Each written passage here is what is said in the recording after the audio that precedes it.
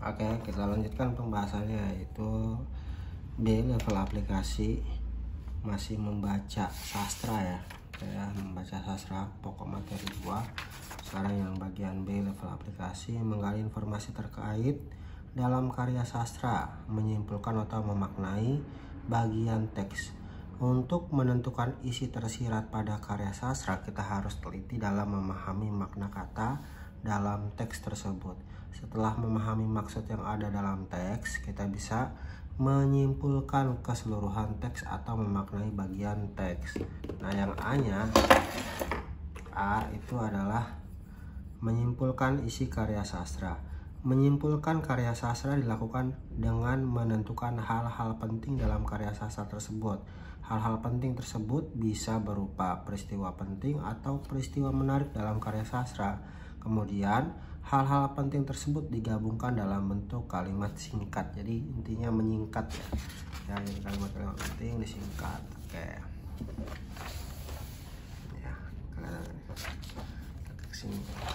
ke sini. Nah, memaknai bagian teks. Isi karya sastra dibentuk oleh beberapa bagian ya. Misalnya dalam puisi terdapat beberapa bait. Setiap bait dalam puisi memiliki makna utuh. Keutuhan makna tersebut dapat terlihat dari makna setiap larik dalam bait tersebut. Begitu juga dalam karya sastra lain seperti pantun, cerita anak, cerita rakyat, dan sebagainya. Nah, kita masuk ke contoh ya, contoh soal dan pembahasan. Oke. Bacalah penggalan puisi berikut ini. Bunda, senyummu sinari langkahku, kehadiranmu memberi semangat, dekapanmu membuatku nyaman. Isi atau makna dari penggalan puisi di atas adalah A. Ingatan kita tentang Bunda. B. Penyemangat hari-hari kita. C. Hubungan Bunda dengan kita. D. Kasih sayang Bunda kepada kita. Nah ya, jadi ingat ya tadi, setiap bait ya itu ada maknanya tersendiri. Sebuah puisi ditulis untuk menyampaikan pesan kepada pembacanya. Pesan atau makna tersebut bisa terlihat dari larik demi larik ya, setiap larik demi larik bait menjadi bait ya. Dalam puisi tersebut terlihat bahwa seorang ibu selalu tersenyum mendukung langkah anaknya. Kehadirannya merupakan penyemangat hidup dan dekapannya membuat anaknya merasa nyaman. Itulah kasih sayang ibu yang diberikan kepada anaknya. Dengan demikian makna puisi tersebut adalah kasih sayang ibu kepada kita ya. Jadi ini ada kata-kata kunci di sini. Pertama senyum, terus kehadiran, terus dekapan ya. Senyumnya menyinari langkah ya, seolah-olah memberikan petunjuk gitu ya, memberikan penerangan. Kehadiranmu memberikan semangat, jadi menjadikan penyemangat ya. Nah, kalau kita bingung, kalau A, B, C, D nya ini kita bingung nih, yang mana yang cocok sih. Nah, kita bisa pakai eliminasi ingatan kita tentang ibu. Nah, ini di sini kayaknya nggak terlalu romantis deh. Nah, sementara kalau puisi itu kan kayak maknanya itu dalam ya. Nah, berarti ini enggak ya. Penyemangat hari-hari kita. Nah, kalau penyemangat hari-hari kita kan cuma tadi ya, di sini doang ya, kehadiranmu memberikan semangat. Hubungan Bunda dengan kita, nah, nggak masuk juga. Nah, dari semua ini yang paling masuk adalah kasih sayang Bunda kepada kita, begitu. Nah, selanjutnya adalah menentukan unsur intrinsik karya sastra, konflik, amanat, tema. Nah, oke ya. Unsur intrinsik karya sastra diantaranya adalah konflik, amanat, dan tema. Berikut ini penjelasan singkat mengenai hal tersebut ya. Yang pertama, ini kelihatan nggak nih? Kelihatan lah ya. Yang pertama itu konflik ya. Konflik adalah pertentangan dalam karya sastra. Pertentangan tersebut dapat terjadi di dalam diri tokoh, konflik batin, atau pertentangan antara tokoh di dalam cerita tersebut, konflik fisik. Yang selanjutnya adalah amanat. Amanat adalah pesan atau makna yang ingin disampaikan pengarang kepada pembaca ya. Jadi pesan ya intinya ya. Pesan. Kalau tadi kan pertentangan atau konflik. Nah, kalau tema adalah pokok pikiran atau ide dasar suatu cerita. Nah, di sini ada contoh ya. Contoh dan pembahasan.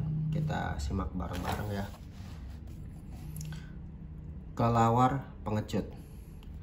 Di sebuah padang rumput ada seekor singa sedang menyantap daging.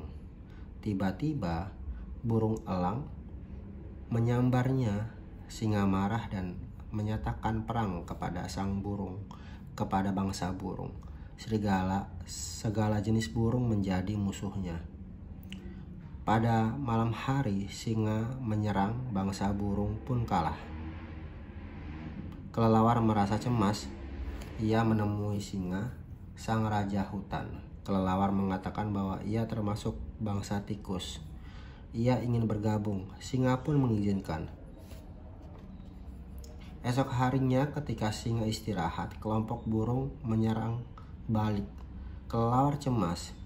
Ia berpikir untuk bergabung dengan bangsa burung.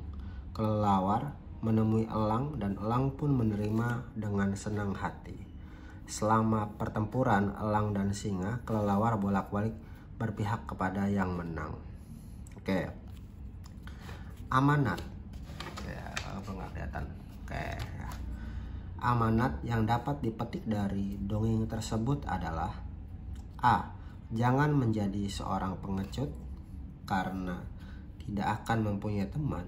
B. Selalu membalas dendam kepada orang yang berbuat jahat kepada kita. C. Bergabung kepada kelompok yang mendapat kemenangan. D. Merebut sesuatu yang menjadi hak orang lain.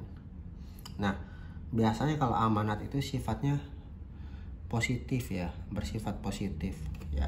Jarang amanat itu mengajarkan itu hal-hal yang negatif ya.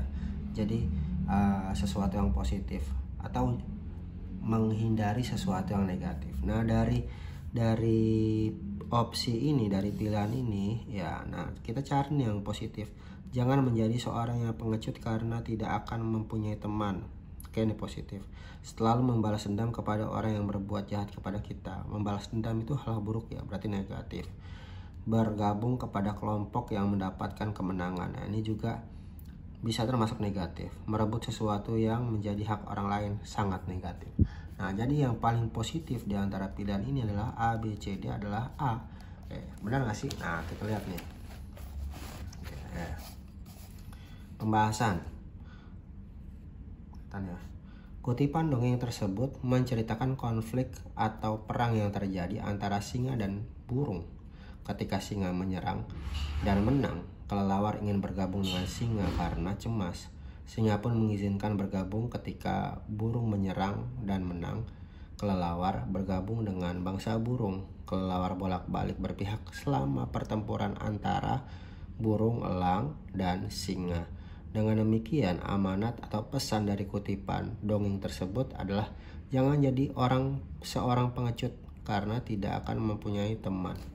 Kayak, nah itu pembahasan level apa tadi? Aplikasi. Oke. Sampai jumpa di video selanjutnya.